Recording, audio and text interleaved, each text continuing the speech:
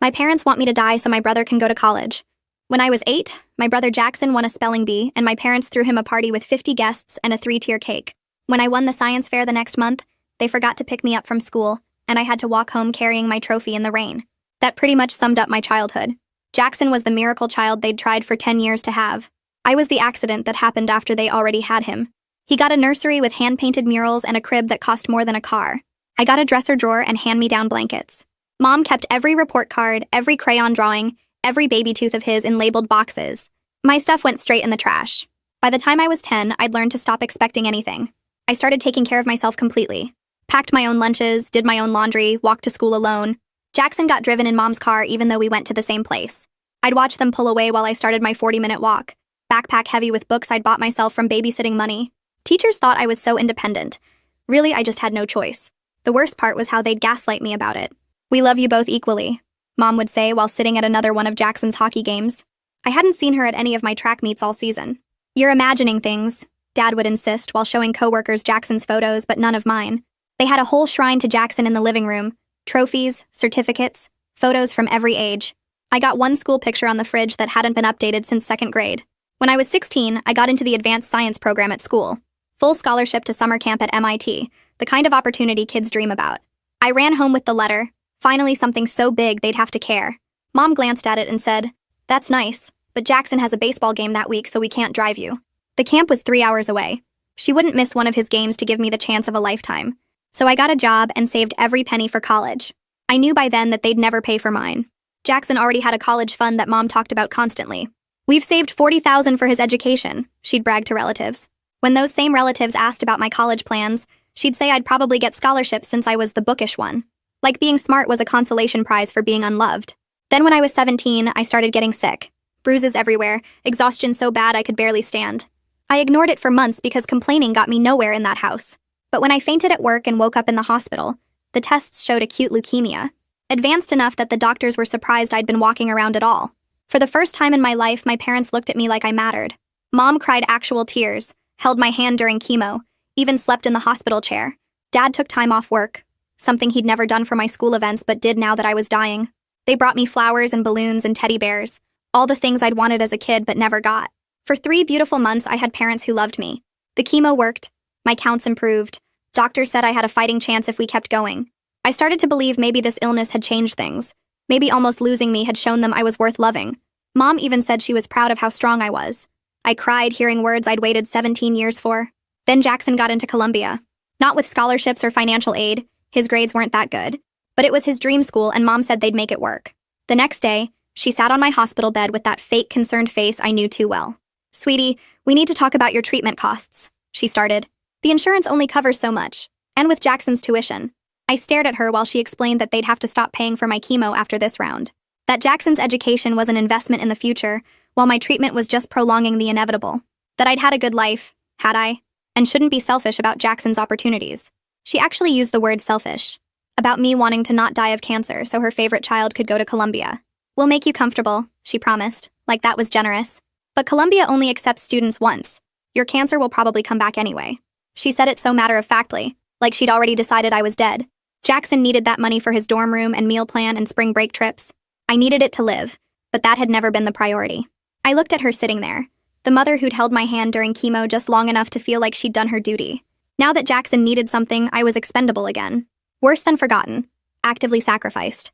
She was literally choosing his college experience over my life, and she expected me to understand. But I wasn't going down without a fight. I grabbed my phone the second Mom left, hands shaking so bad I could barely unlock the screen. The chemo pump beeped next to my bed while I typed "medical emancipation minor" into the search bar and started reading everything I could find. There were cases, actual cases, of teenagers who fought for their own health care when parents refused treatment. I took screenshots of legal definitions, patient rights laws, stories about kids who won in court. My eyes burned from staring at the bright screen in the dark room, but I kept going, saving article after article about minors seeking medical decision-making authority. The fourth pulled at my arm when I shifted positions, but I didn't care. Every page I read gave me a little more hope that maybe I didn't have to just accept dying, because my parents decided Jackson's dorm room mattered more than my life. By the time the sun started coming up through the hospital window, I had 24 screenshots and a basic understanding of what medical neglect meant in legal terms. My phone battery was at 6%, and my eyes felt like sandpaper, but I finally had something that looked like a plan. Dr. Stone came in for morning rounds around 7, and he took one look at my face and stopped in the doorway. He asked if everything was okay at home, his voice careful like he already suspected something was wrong. I tried to hold it together, but the words just poured out. I told him what Mom said about stopping my treatment after this round, about Jackson and Columbia, about how she literally said my cancer would probably come back anyway, so why waste the money? Dr. Stone's expression changed from concern to something harder, angrier. His jaw got tight and he set down his tablet on the counter with more force than necessary. He asked me to repeat exactly what she said, and I did, watching him get progressively more upset with every word. When I finished, he pulled out his phone and started typing fast, his whole body tense. Dr. Stone told me he was paging the hospital social worker right now, and that I wasn't getting discharged until we figured out every possible option for continuing my care. He sat down in the chair next to my bed and explained in clear terms what would happen if we stopped treatment now. The cancer was responding really well to the chemo. My cell counts were improving. All the signs pointed to successful remission if we completed the full protocol. But stopping now, when we were only halfway through, would be what he called medically catastrophic. He said the leukemia would almost certainly come back within months, probably more aggressive than before, and my chances of survival would drop to basically nothing. He kept emphasizing that this wasn't a situation where we were prolonging the inevitable like Mom claimed. This was stopping a treatment that was actively working and condemning me to death when I had every chance of living. The way he said it, flat and factual and angry, made everything feel more real than Mom's fake concerned voice had. Judith Green showed up less than an hour later, a woman who looked to be in her 40s with tired eyes and a no-nonsense way of moving. She carried a legal pad and introduced herself as the hospital social worker, then pulled a chair up close to my bed and sat down like she had all the time in the world. She told me she'd handled cases like mine before, and something about the way she said it made me believe her. She asked me to start from the beginning and walk her through my family situation, everything that led to this moment. For the first time in my life, an adult was actually listening, not interrupting, not making excuses, just taking notes and nodding while I talked. She had this way of looking at me that made it clear she believed every word, that she wasn't going to dismiss this as teenage drama or family disagreement. When I paused, she asked specific questions about timing, about patterns, about how long things had been this way. I told her everything, and the words came easier than I expected. The spelling bee party with 50 guests and a 3-tier cake versus my science fair trophy that I carried home in the rain because they forgot to pick me up. Jackson's nursery with hand-painted murals compared to my dresser drawer and hand-me-down blankets. The MIT summer camp I couldn't attend because Mom wouldn't miss one of his baseball games to drive me 3 hours. The $40,000 college fund she bragged about for Jackson, while telling relatives I'd probably get scholarships since I was the bookish one. Judith wrote it all down without changing expression. Just asked how old I was when different things happened, how often they missed my events, whether anyone else witnessed the favoritism. She wanted to know about the 3 months when they actually showed up during chemo, then asked what changed when Jackson got into Columbia. I explained about the acceptance letter and Mom sitting on my hospital bed the very next day to tell me they were stopping my treatment. Judith set down her pen and explained that parents legally control medical decisions for minors, which I already knew from my research. But then she said there are emergency provisions in the law for situations where guardians make choices that actively endanger a child's life. She used the term medical neglect, and my stomach flipped because that meant officially accusing my parents of harming me. It meant making this a legal thing, not just a family disagreement. Judith could see my reaction, and she explained that medical neglect isn't about intent, it's about outcome. If a parent denies necessary life-saving treatment to a child, that's neglect regardless of their reasons. She said the courts take these cases seriously because they involve a minor who can't advocate for themselves. Except I was advocating for myself now, and she was going to help me do it properly. Judith pulled out her phone and started making a list of what she needed to gather. My complete medical records from diagnosis through current treatment, the full treatment protocol showing what came next, and Dr. Stone's professional medical opinion about what happens if chemo stops now. She said she also needed to contact the hospital ethics committee because this situation involved life or death decision-making authority being used against a patient's wishes. The ethics committee could review whether my parents' choice constituted medical neglect and make recommendations to family court. She explained this would all happen fast, within days, not weeks, because the timeline mattered. Every day we waited was a day closer to my next scheduled chemo cycle, and we needed legal clarity before that appointment. She asked if I was sure I wanted to move forward with this because once we started the process, it would get messy and my parents would know I went to the hospital staff. I told her I was sure because the alternative was dying, and I'd spent 17 years being the kid nobody fought for, so I might as well fight for myself. I pulled out my phone and texted Jackson asking him to come visit me alone, without our parents, because I needed to know where he actually stood in all this. I stared at the message for a minute before hitting send, not sure what I wanted his answer to be. Part of me hoped he'd be horrified by what Mom said, that he'd immediately offer to take out loans or defer enrollment. Another part expected him to side with them like he always did, to explain why his education was more important than my life. The message showed delivered, but he didn't respond right away. I watched my phone for a while, then made myself put it down because obsessing over it wouldn't make him answer faster. 3 hours crawled by while I tried to distract myself with terrible daytime TV. Finally, my phone buzzed with his response saying he'd come after his shift at the grocery store where he worked part-time. He'd be here around 7. The message was short and didn't give me any hints about what he was thinking, but at least he was coming. Dr. Stone came back in the late afternoon carrying a folder and looking grim. He handed it to Judith, and I saw it was several pages of typed medical documentation on official hospital letterhead. He'd written out my entire prognosis in clear terms, the kind of language meant for court rather than casual conversation. Continued treatment gave me a 70% 5-year survival rate, which meant 7 out of 10 patients like me would still be alive 5 years from now if we finished the protocol. But stopping treatment now dropped that number to less than 20% within 2 years. Less than 2 out of 10 would make it. Seeing those actual numbers written down in black and white made everything hit different. It wasn't just Dr. Stone saying treatment was important.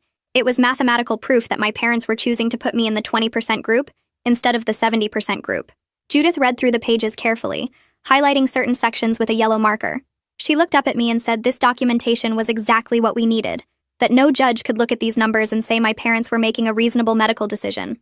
Someone from the hospital billing department showed up right before dinner, a nervous-looking guy with a tablet who said he needed to review my account. He pulled up screens of numbers and codes that didn't mean anything to me until he started translating them into actual dollar amounts. My treatment so far had cost over $40,000, which made my brain stutter because I couldn't imagine that much money being spent on me. Insurance had covered about $30,000 of it, leaving my parents responsible for roughly $10,000 in copays and deductibles. The remaining cycles I needed would cost another $30,000 total, with insurance probably covering $20,000 and leaving $10,000 in out-of-pocket costs. So my parents were basically choosing to not pay $10,000, and that choice would kill me. $10,000 was exactly what they'd saved in Jackson's college fund. The billing guy kept talking about payment plans and financial assistance programs, but all I could think about was how Mom's choice suddenly made horrible financial sense, even though it was morally disgusting. She wasn't choosing between $40,000 and my life. She was choosing between $10,000 and my life, and she'd decided $10,000 was too much to spend on the kid she never wanted anyway. I spent the next few hours sitting alone with those numbers burning in my brain, trying to understand how my life had been reduced to a math problem my parents couldn't solve. Dinner came on a plastic tray, and I pushed the food around without eating any of it, because my stomach felt like it was tied in knots. The clock on the wall showed 6:47 p.m. when I heard footsteps in the hallway, and then Jackson appeared in the doorway looking like he hadn't slept in days.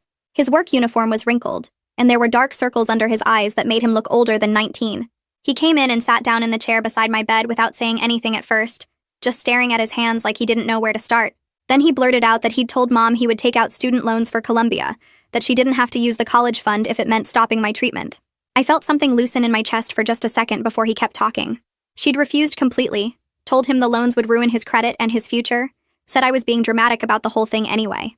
According to Mom, the treatment probably wouldn't work in the long run, so why waste money that could give him a real chance at success? Jackson's voice cracked when he repeated her words, and I could see his hands shaking. I asked him straight out if he thought his college was worth more than my life, and the question hung in the air between us like something physical. He started crying then, actual tears running down his face while he tried to explain that he didn't know what to do anymore. Mom had controlled every choice he'd ever made, picked his classes and his activities and his friends, told him exactly who he was supposed to be. He said he was scared of disappointing them, but he knew what they were doing to me was wrong, and being caught between those two things was tearing him apart.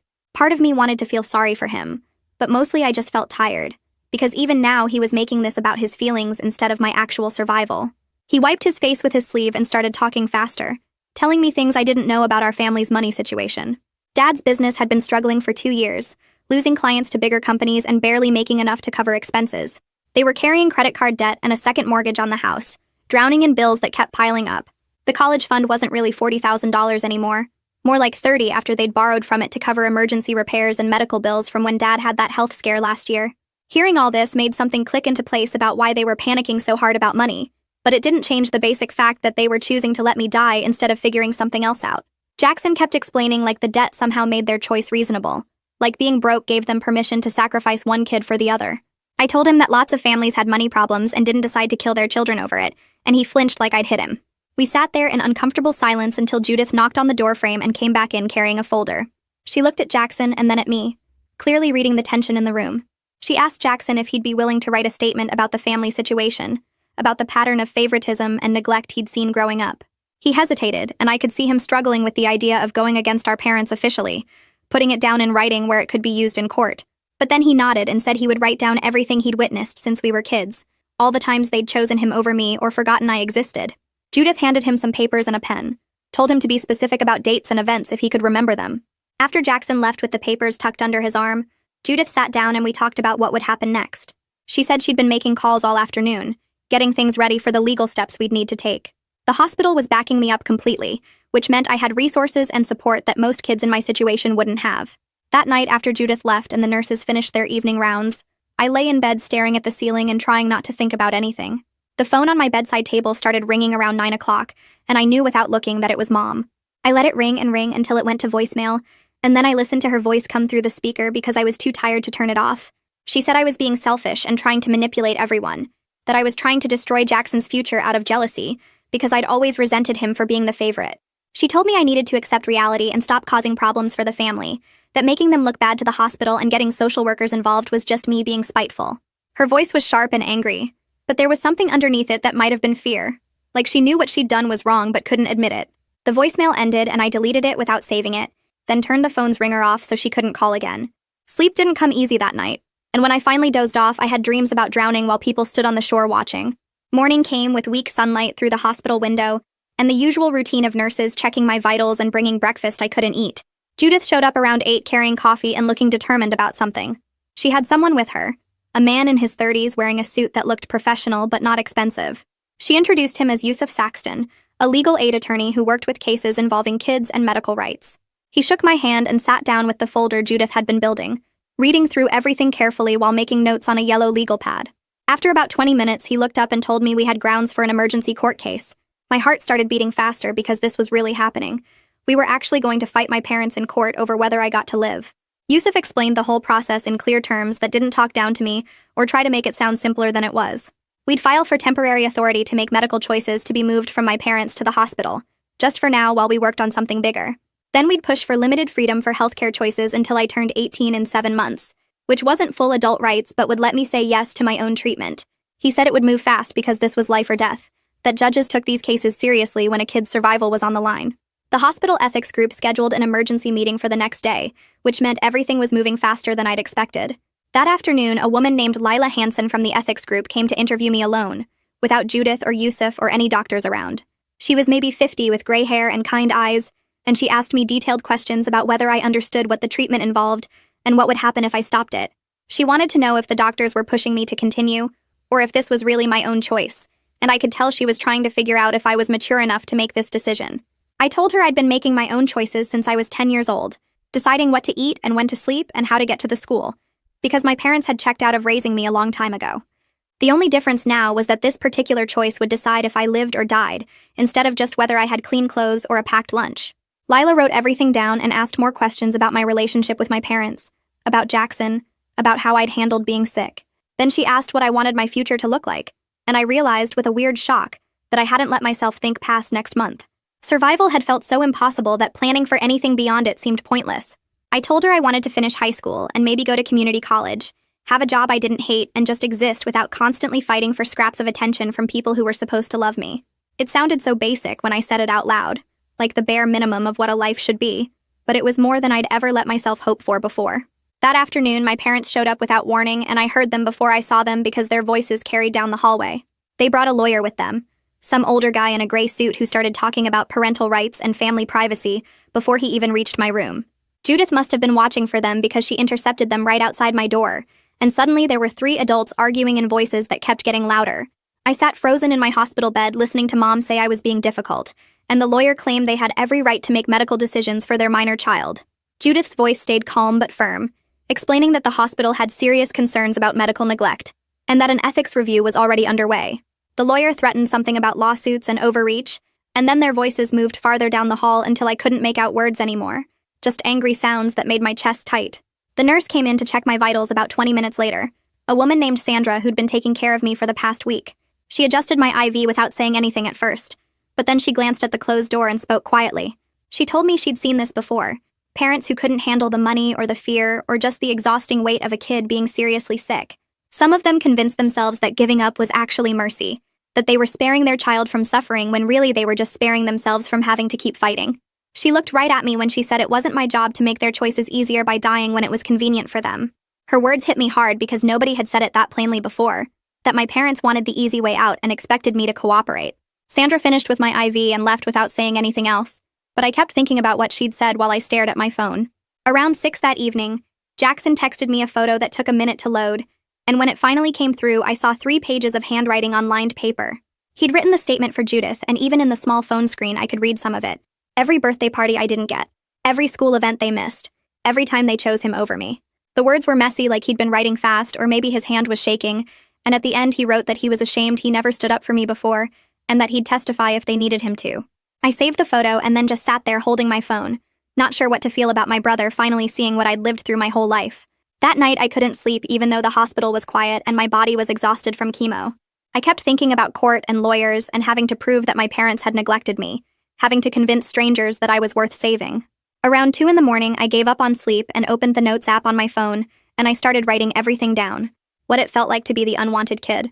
Walking home alone while Jackson got driven. Buying my own school supplies with babysitting money. The science fair trophy getting wet in the rain. The MIT camp I never got to attend. Packing my own lunches starting in 4th grade. The shrine to Jackson in the living room and my outdated picture on the fridge. I wrote about every forgotten birthday and missed track meet and time they chose his hockey game over anything I needed. The words came fast once I started. Not angry exactly, but just factual. Like I was documenting evidence of something that had always been true, but nobody ever acknowledged. By the time weak morning light started coming through my window, I had 5 pages of single-spaced notes. 17 years of being second choice organized into clear examples that proved a pattern. I felt weird about it, like I was building a case against my own parents. But Judith had said we needed documentation, and this was what I had to offer.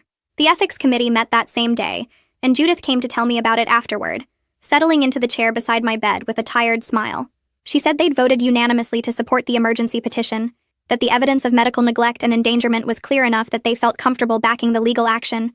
Lila had personally called the family court judge to get the hearing expedited because this was literally life or death timing, and the judge had agreed to schedule something within days instead of weeks.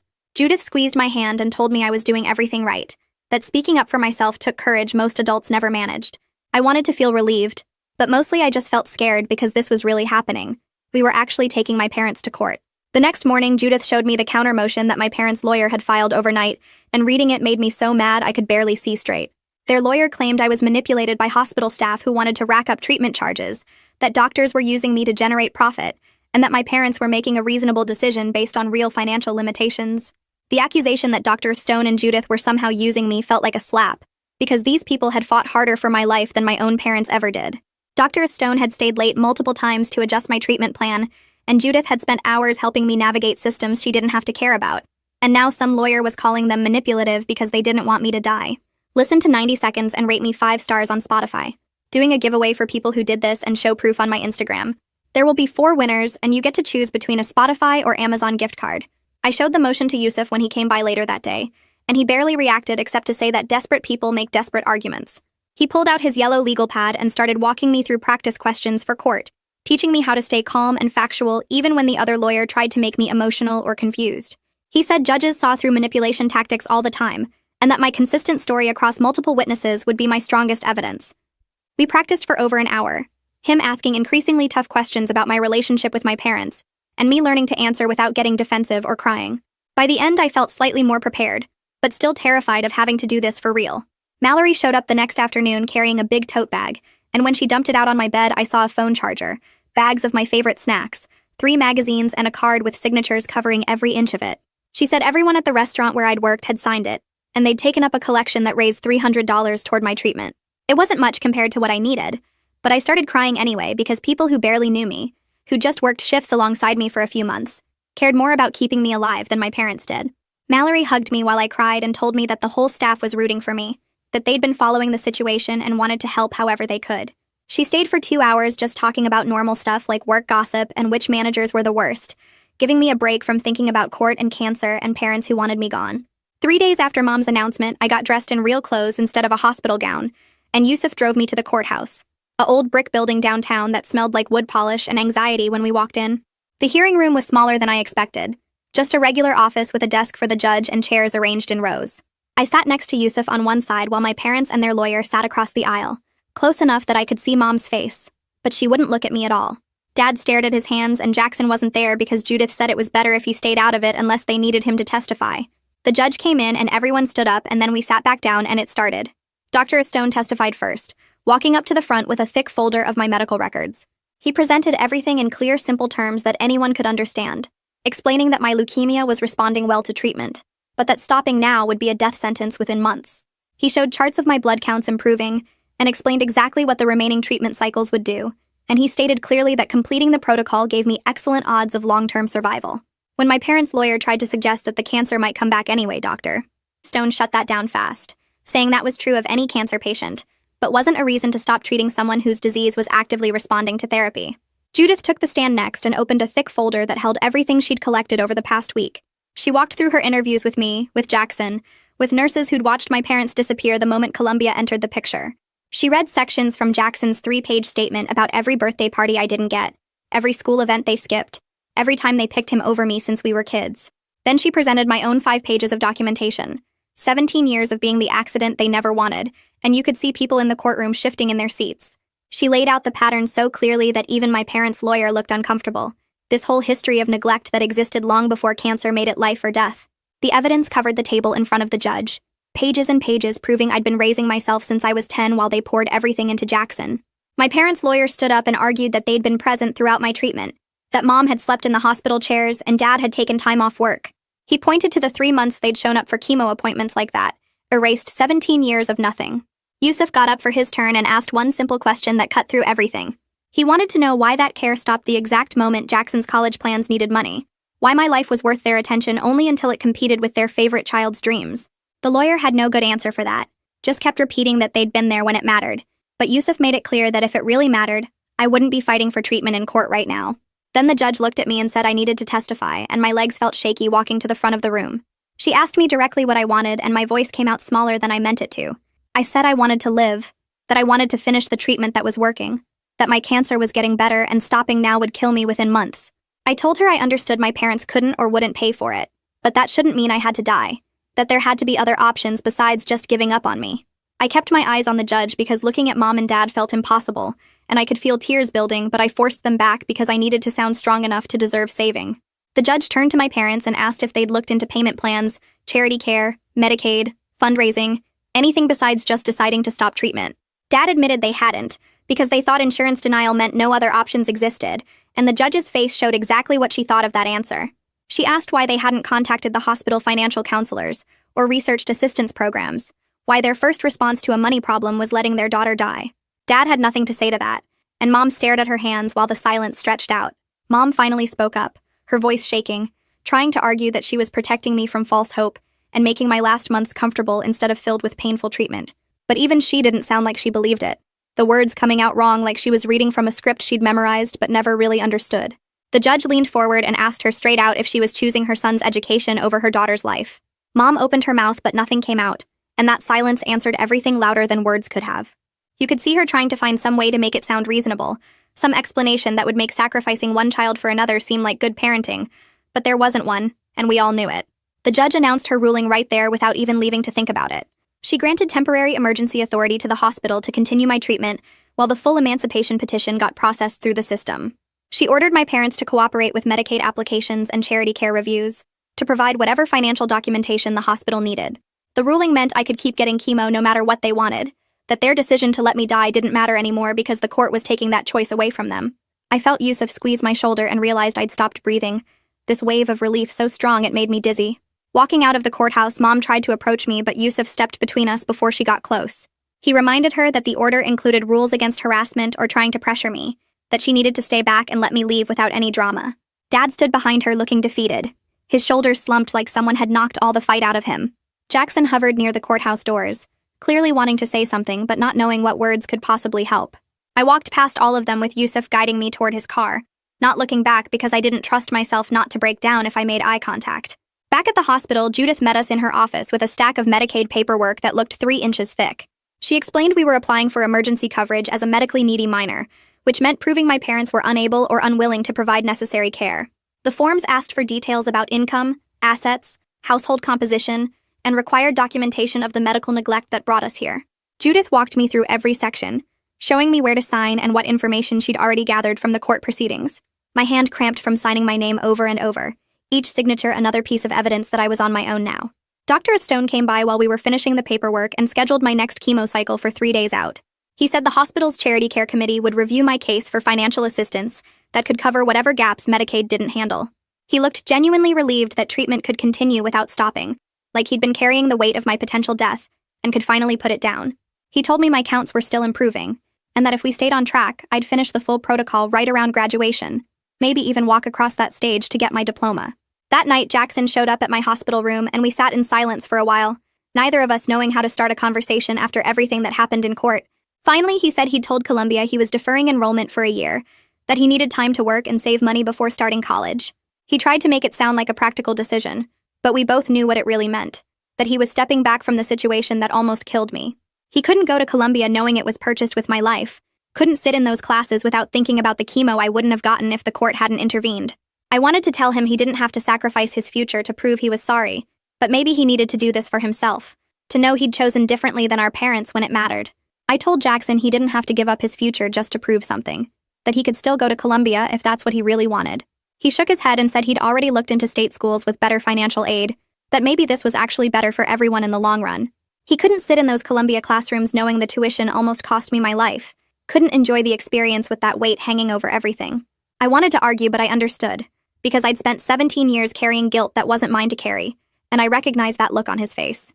The next morning, Mallory showed up with a stack of folders and a determined expression, explaining that she'd talked to my teachers about setting up remote learning so I could finish senior year from the hospital. She'd printed out all my assignments for the next month and gotten study guides from kids in my classes. Then she pulled out a calendar she'd made with a rotating schedule of coworkers who volunteered to drive me to appointments, people from the restaurant who barely knew me but wanted to help anyway. She'd created an entire support system from scratch, filling in the gaps my parents left with people who had zero obligation to care. I stared at that calendar with 12 different names on it and felt something crack open in my chest, because this was what actual support looked like. 2 weeks after the court hearing, Judith came by with news that the Medicaid application got expedited approval, covering most of my treatment costs going forward, plus some of the bills we'd already racked up. She explained that the medical neglect documentation made my case a priority for emergency services, that the system moved faster when there was clear evidence of a minor being endangered. Between Medicaid and what the hospital might cover, we were looking at my treatment being fully funded without a single dollar from my parents. The relief was so intense I felt dizzy, because for the first time since Mom's announcement, I could actually believe I might survive this. 3 days later, a formal letter arrived through my parents' lawyer requesting supervised visitation, full of language about wanting to repair our relationship and work toward reconciliation. Yusuf came by that evening to review it with me and explained I could set whatever boundaries I needed, that I was under no obligation to see them before I was ready. I thought about it for maybe 30 seconds before telling him I wasn't ready, that I needed time to just focus on getting through treatment without the added stress of managing their emotions. He nodded and said he'd communicate that to their attorney, that my healing came first. The hospital charity committee met the following week, and Judith called to tell me they'd approved coverage for all my remaining out-of-pocket costs, after reviewing the court documents and my financial situation. She walked me through the breakdown, showing how Medicaid covered the bulk of treatment while charity care filled in the gaps for things like certain medications and additional testing. My cancer treatment was now completely funded without my parents' money, paid for by systems designed to protect kids whose families failed them. I sat with that information for a long time, trying to process that I'd actually done it, that I'd fought for my own survival and won. When they started my next chemo cycle, I felt physically terrible, the nausea and exhaustion hitting harder than previous rounds. But emotionally, I was stronger than I'd been in months. This treatment was happening because I fought for it, not because anyone gave it to me out of love or obligation. The independence was lonely in a way I hadn't expected, because part of me still wanted parents who cared enough to fight for me instead of making me fight alone. But this was mine, this survival, and nobody could take it away or use it as leverage. Jackson started visiting every week, usually on Thursday evenings after his grocery store shift, and we'd sit in my hospital room talking about normal things like his coworkers and my remote classes. We were slowly rebuilding something that wasn't quite sibling affection, but wasn't hostile either, finding a middle ground where we could exist in the same space without the weight of our parents' choices crushing everything. He told me about applying to community colleges and looking for full-time work, making plans that didn't revolve around Columbia or Mom's expectations. I realized we were both learning to exist outside our parents' control for the first time, figuring out who we were when we weren't performing our assigned roles. A month after the emergency hearing, Yusuf filed the formal petition for limited medical emancipation, which would give me legal authority to make my own healthcare decisions until I turned 18 in 7 months. He explained the hearing was scheduled 6 weeks out to give everyone time to prepare, though he expected it to go smoothly since my parents weren't contesting, and we had strong documentation. The petition felt like the final piece, the legal framework that would protect me even after the emergency order expired. I signed the papers in Yusuf's office while he explained what each section meant, my hand cramping from writing my signature over and over. At my next appointment, Dr. Stone reviewed my latest blood work with barely contained excitement, explaining that my cancer markers were continuing to improve at a rate that exceeded their initial projections. He said if this trajectory held, I'd complete treatment in about 4 months, with an excellent prognosis for long-term remission. Hearing that I might actually survive this, that I might have years instead of months, made me realize I needed to start planning for a future I'd never let myself imagine. I'd been so focused on just getting through each day that I hadn't thought about what comes after, what kind of life I wanted to build once I wasn't fighting cancer anymore. That night, I lay in my hospital bed thinking about college applications and career possibilities, about the person I might become if I got the chance. The school counselor called the next week, and we set up a video meeting where she walked me through a plan for completing senior year through online classes and hospital tutoring. She'd arranged for teachers to send assignments electronically, and scheduled weekly check-ins to make sure I stayed on track. With this setup, I'd graduate on time despite missing months of in-person attendance, would walk across that stage in June and receive my diploma like everything was normal. Having a plan that extended beyond just surviving felt revolutionary, like I was finally allowed to think about a future that included me in it. Mallory showed up the next afternoon with her laptop and a list of remote job sites she'd researched. She pulled a chair up to my hospital bed and started walking me through application forms for data entry positions, helping me figure out how to explain my situation without making employers nervous about my availability. We spent 3 hours filling out applications and uploading my resume, which looked pretty thin since most of my work experience was waitressing at the restaurant where she still worked. She kept encouraging me when I got frustrated, reminding me that any income was better than none, and that plenty of companies hired remote workers specifically because they needed flexible people.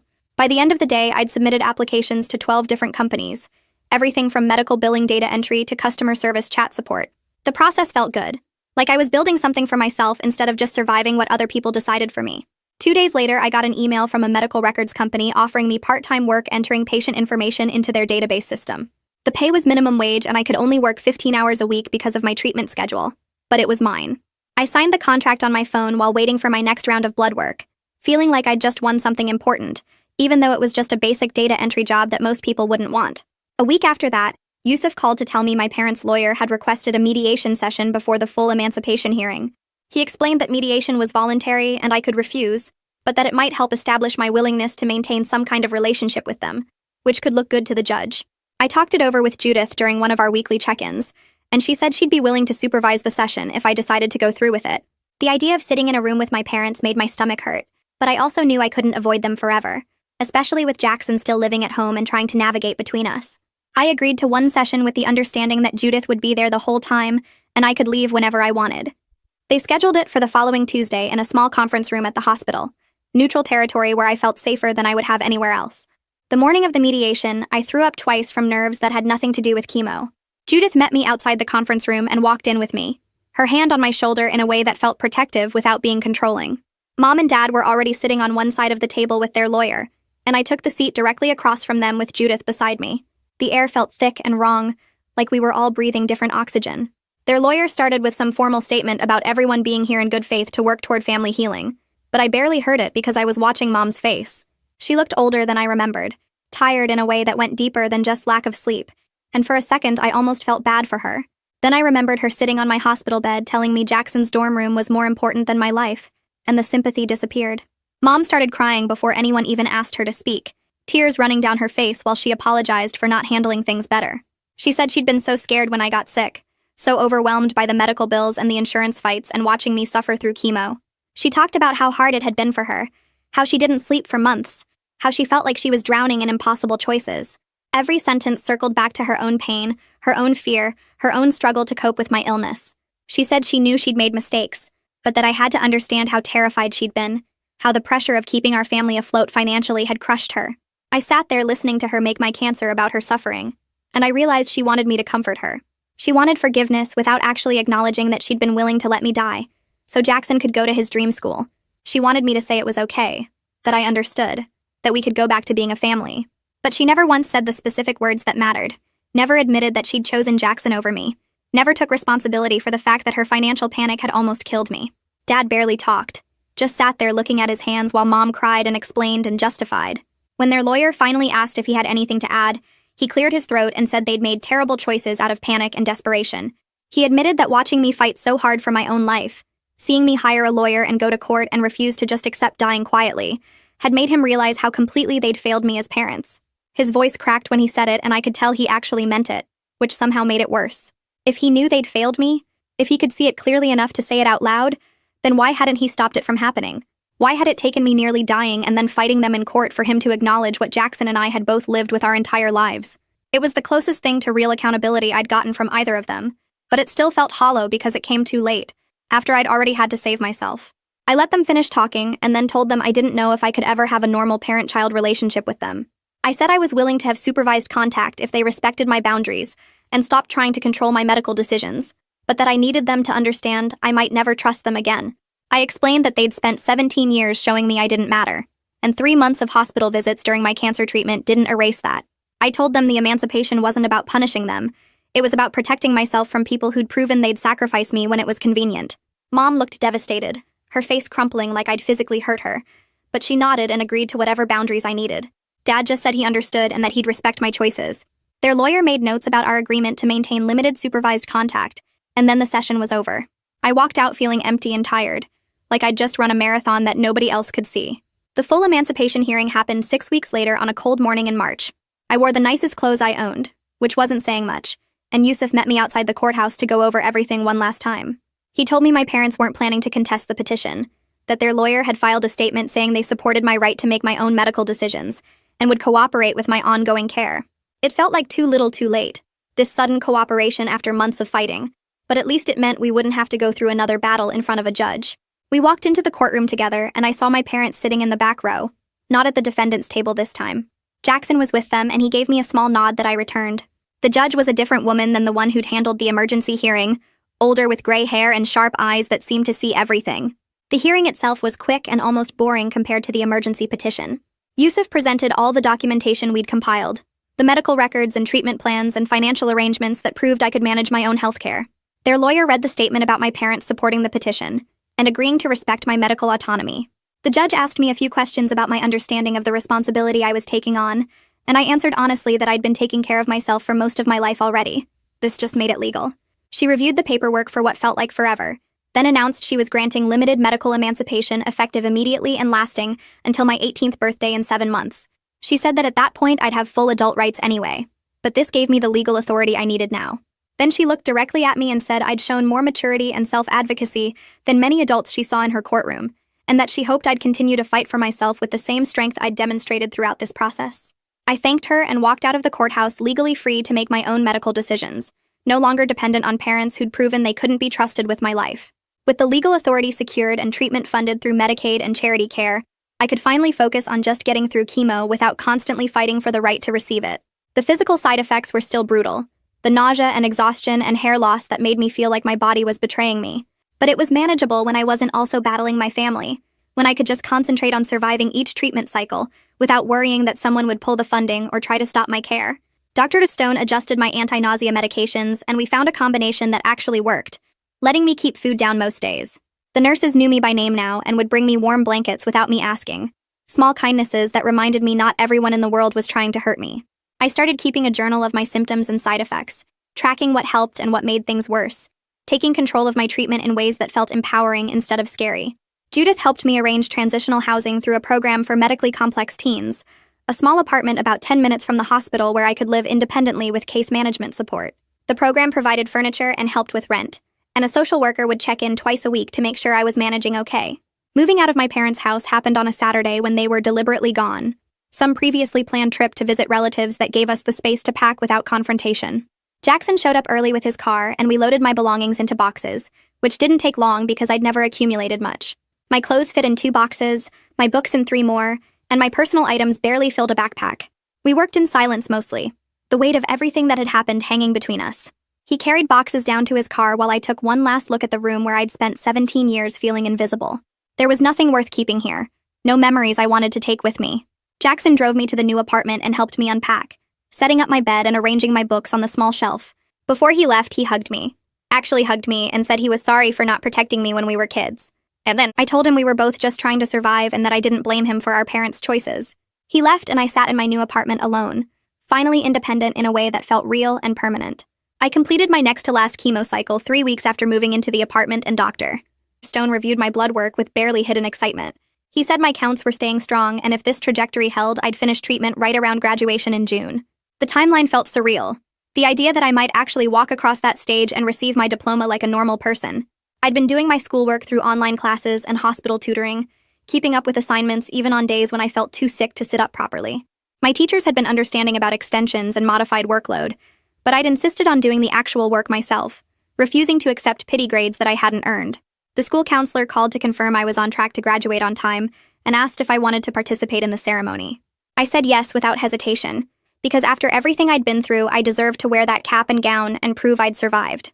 Mom and Dad started coming to supervised visits every other Tuesday at the hospital, where Judith kept an office for exactly these situations.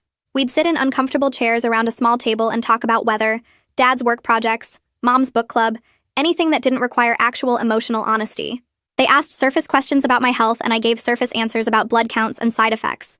Nobody mentioned Columbia or Jackson's college plans, or the court hearing that had stripped them of medical authority over me.